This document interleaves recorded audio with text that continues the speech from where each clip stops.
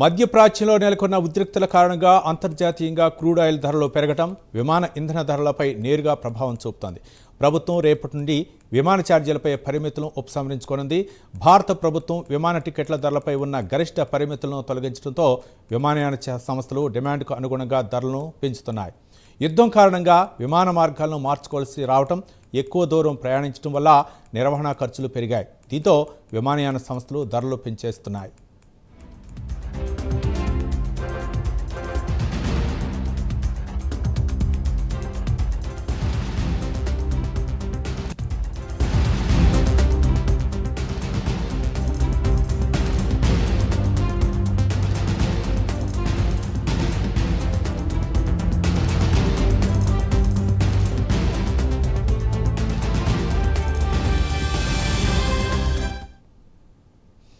మధ్యప్రాచ్యంలో నెలకొన్న ఉద్రిక్తల కారణంగా అంతర్జాతీయంగా క్రూడ్ ఆయిల్ ధరలు పెరగటం విమాన ఇంధన ధరలపై నేరుగా ప్రభావం చూపుతుంది. ప్రభుత్వం రేపటి నుంచి విమాన ఛార్జీలపై పరిమితులను ఉపసంహరించుకున్నది.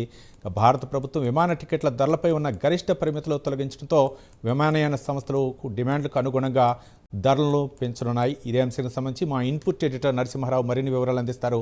నరసింహారావు, నిజానికి గతంలో ఇండిగో సంక్షోభం సమయంలో కేంద్ర ప్రభుత్వం ధరలకు సంబంధించినంత వరకు ఒక నియంత్రణ వ్యవస్థను తీసుకొచ్చింది. దానికి సంబంధించిన ఆదేశాలను కూడా అమల్లోకి తీసుకొచ్చింది.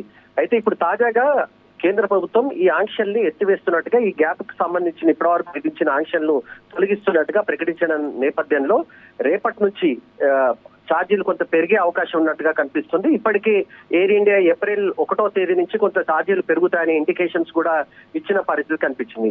ఒకవైపు ఇప్పటికే ఎల్పిజి గ్యాస్ కు సంబంధించి కానీ స్పీడు లేకపోతే ఇతర వాటికి సంబంధించి ప్రీమియం పెట్రోల్ కి సంబంధించిన ధరలు పెరిగిన నేపథ్యంలోనే ఎయిర్లైన్స్ సంబంధించిన సంస్థలు కేంద్ర ప్రభుత్వంతో చర్చలు జరిపాయి. కొంత మాకు ఇప్పుడున్న పరిస్థితిలో కొంత ఛార్జీలు పెంచుకోవడానికి అవకాశం, వెసులుబాటు కల్పించాలని వివిధ ఎయిర్లైన్స్ కి సంబంధించినంత వరకు విజ్ఞప్తులు వచ్చిన నేపథ్యంలోనే కేంద్ర ప్రభుత్వం ఈ నిర్ణయం తీసుకున్నట్టుగా మనకు తెలుస్తుంది.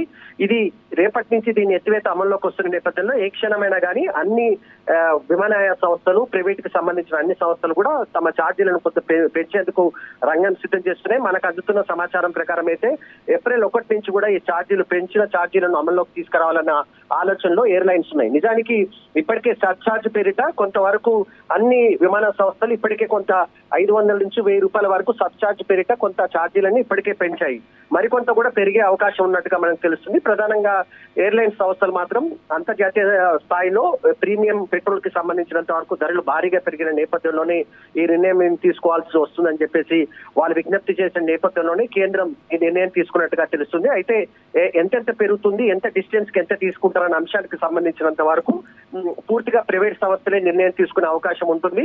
ఆ తర్వాత ప్రభుత్వం జోక్యం చేసుకుంటుందా లేదా అనే విషయానికి మాత్రం కేంద్ర ప్రభుత్వం అన్ని పరిశీలించిన తర్వాత ఒక నిర్ణయం తీసుకుంటుంది. కానీ ప్రస్తుతానికి మాత్రం మనకు అందుతున్న సమాచారం ప్రకారం అయితే ఖచ్చితంగా ప్రైవేట్ ఎయిర్లైన్స్ రేపటి నుంచి పెంచే ప్రయత్నం చేస్తాయి. ఏప్రిల్ 1 నుంచి వాటిని అమల్లోకి తీసుకురావాలన్న ఆలోచన ఉన్నట్టుగా మనకు తెలుస్తుంది. Right, thank you Narasimha Rao.